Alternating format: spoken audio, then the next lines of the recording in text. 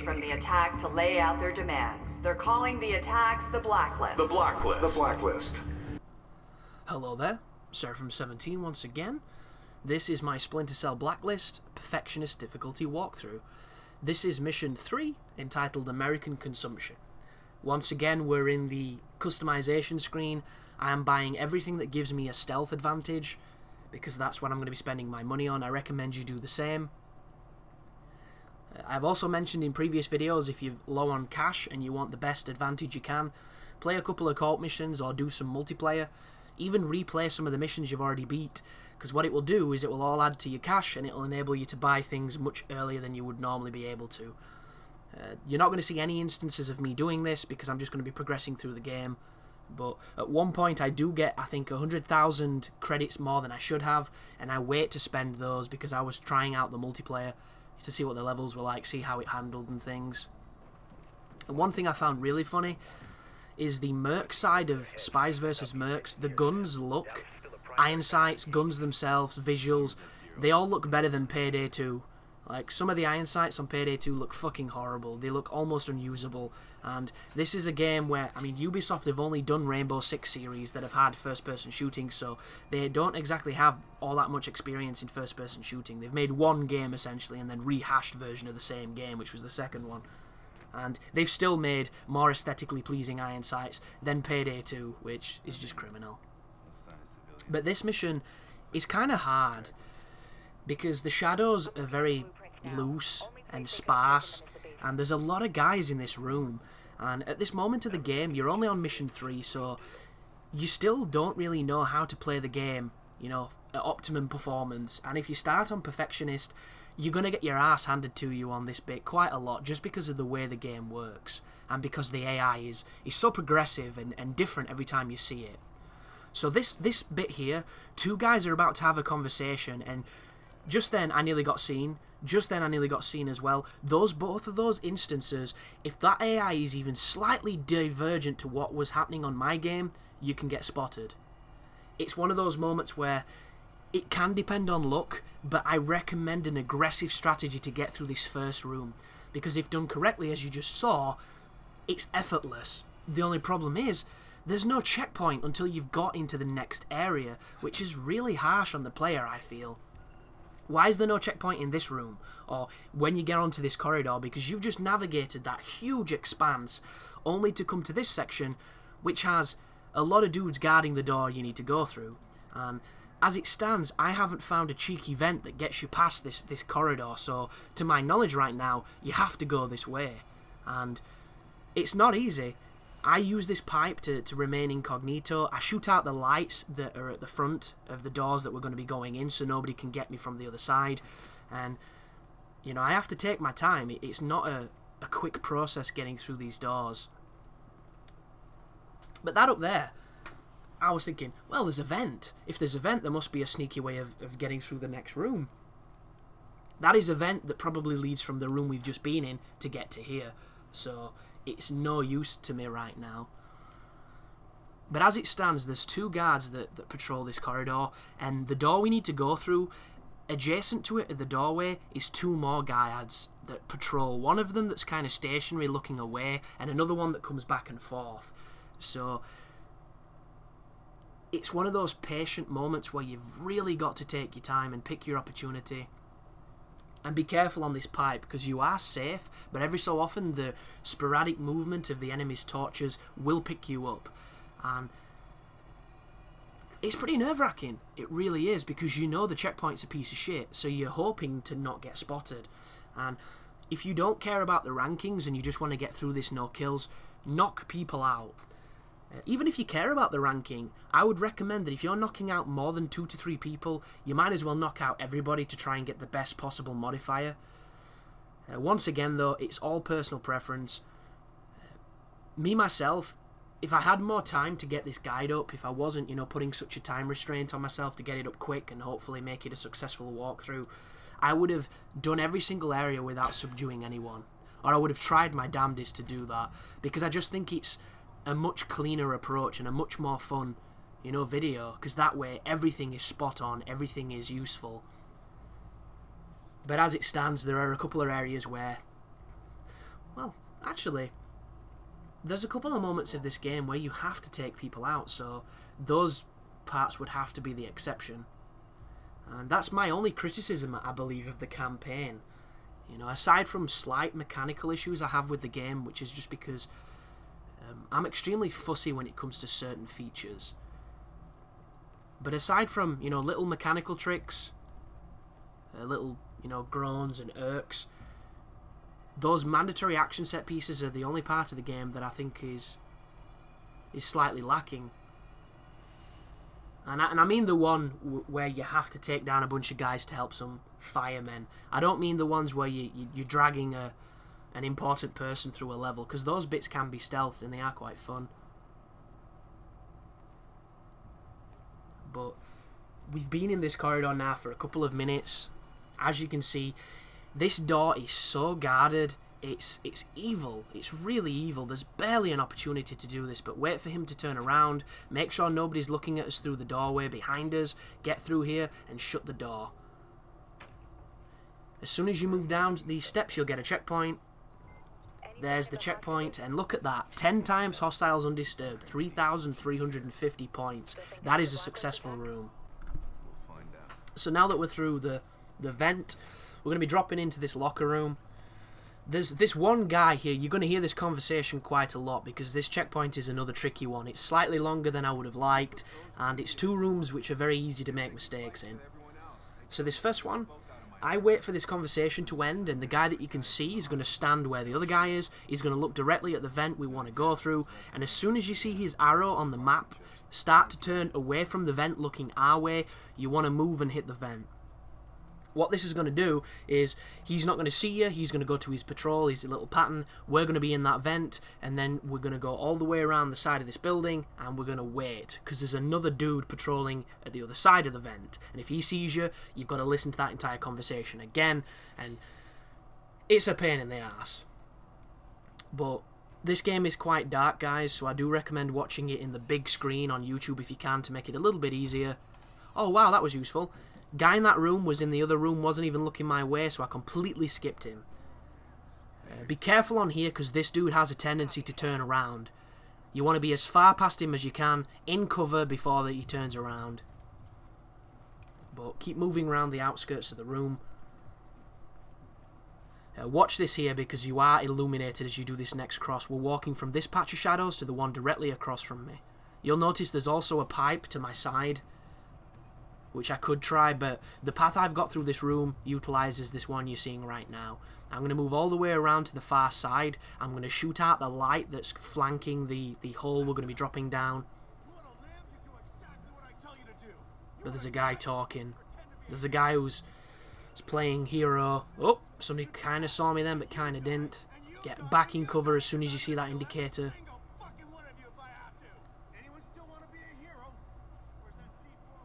So, here's a pipe.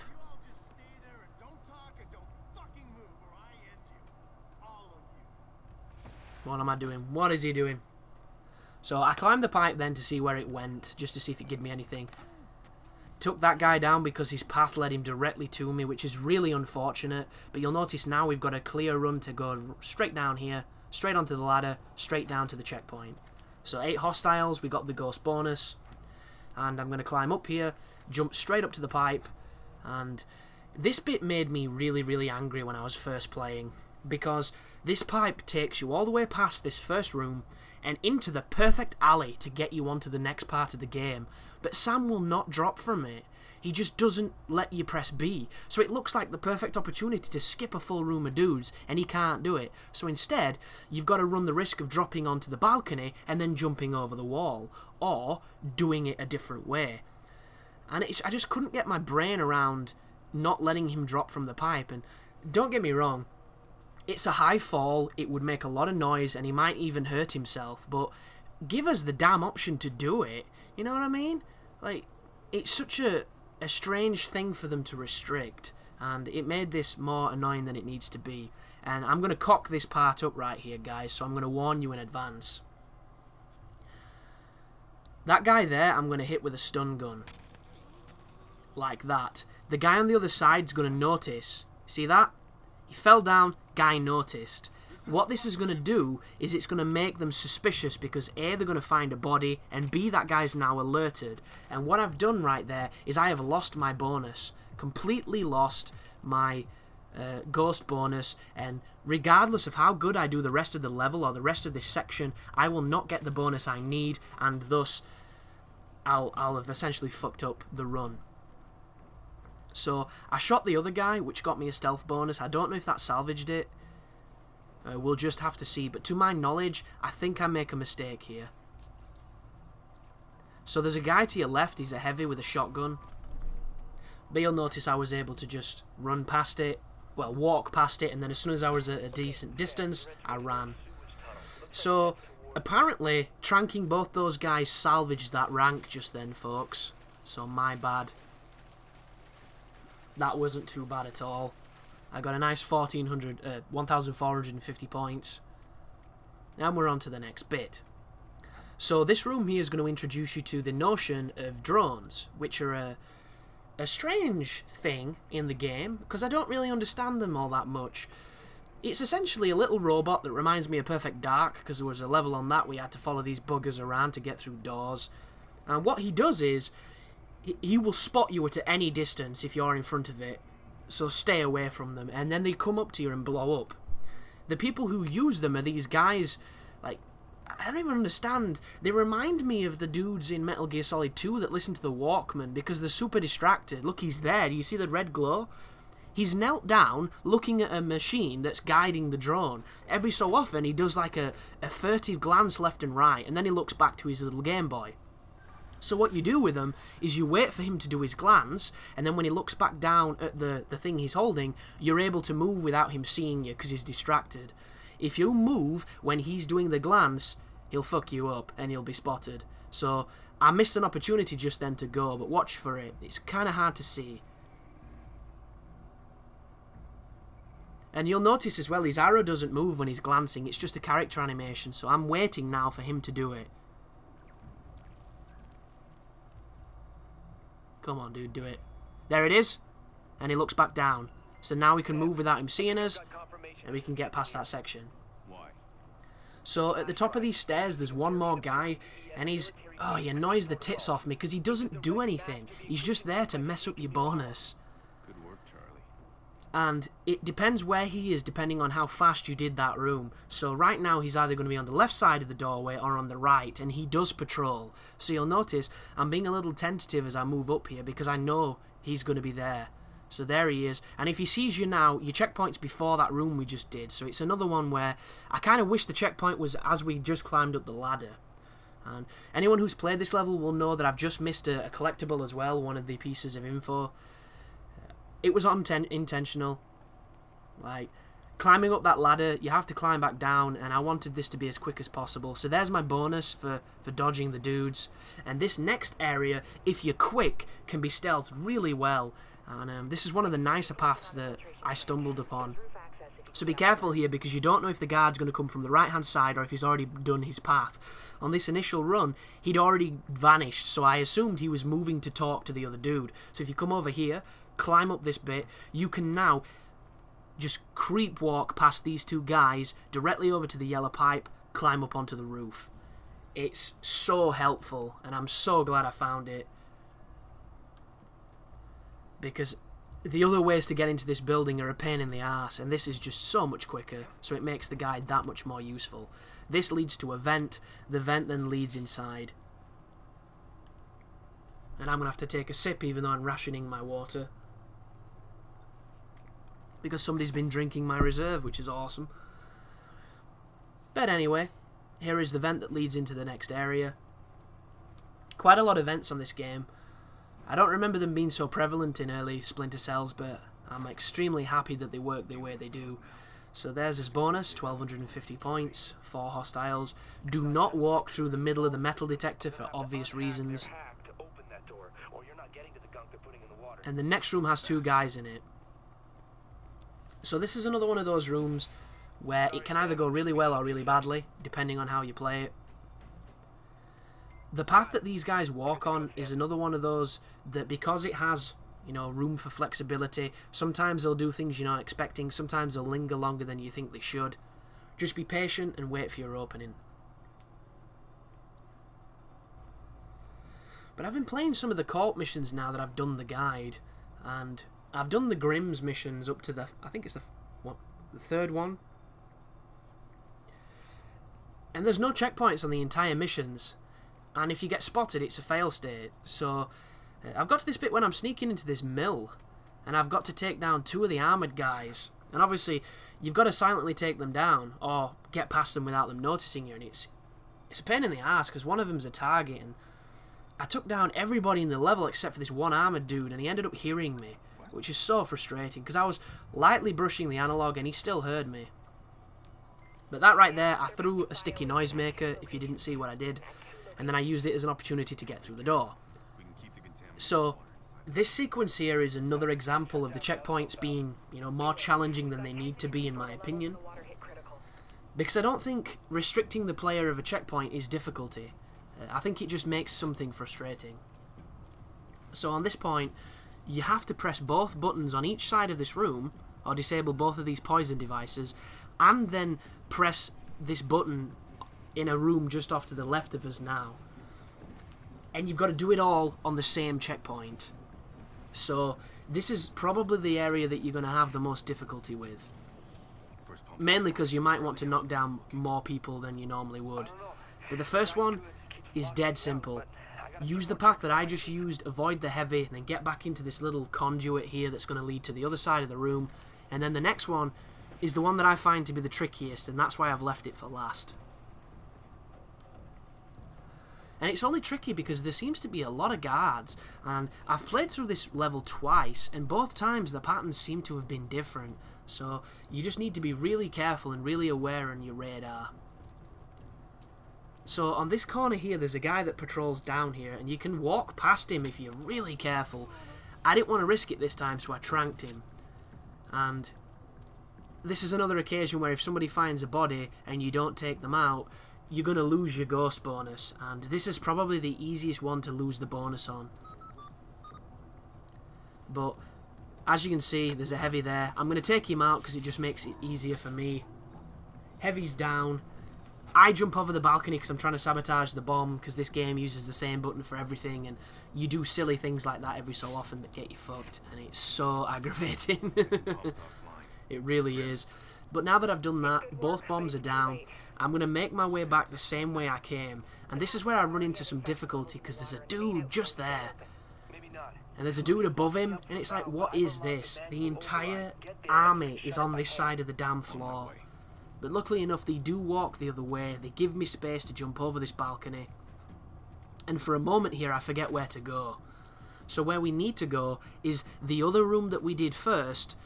When you go down the ladder, behind you is a maintenance room. And inside that maintenance room is a place where you've got to use something. And the way that I decided to do it this time was to go back through this conduit that we used. Because what this is going to do, it's going to lead me out on the bottom floor, and then I can approach the room where the 2 dudes are patrolling, and hopefully get in there without any incidents. And we've got, you know, around 7 minutes to do it if you did the 2 as fast as I did them, which was pretty swift, but not the quickest, so it should give you some flexibility. And as you can see on my left, 2 guys patrolling, they're covering each other as well. So the first thing I do is I shoot out the light to make it easier for me to stealth. I also move back in cover so I can move around as opposed to going directly for it, because you'll find in stealth games I'm extremely tentative, and I try to do things as, you know, not necessarily linear, but I try to think how I can exploit vision cones and certain mechanics of certain AIs, and distance is your friend in any stealth game, so this allows me to get past these folks, and as soon as you hit this valve, you've done the level. There's a couple of cutscenes and there's quite a lot of exposition that's going to happen, but you don't have to stealth anywhere else. You've pretty much done all of it. And there you go, hostiles evaded times 7. That's the mistake I made, folks. So throughout that section just then, somebody either saw a body or saw me. I don't think they saw me. I think it was a body. And instead of getting a ghost bonus, I got a panther bonus. And that screwed up my rank once again. So it is a shame, but it's just how it works. But this guide will help you get that mastery achievement, just not on this level. So thank you for watching, I hope the guide is helping, and you take care now.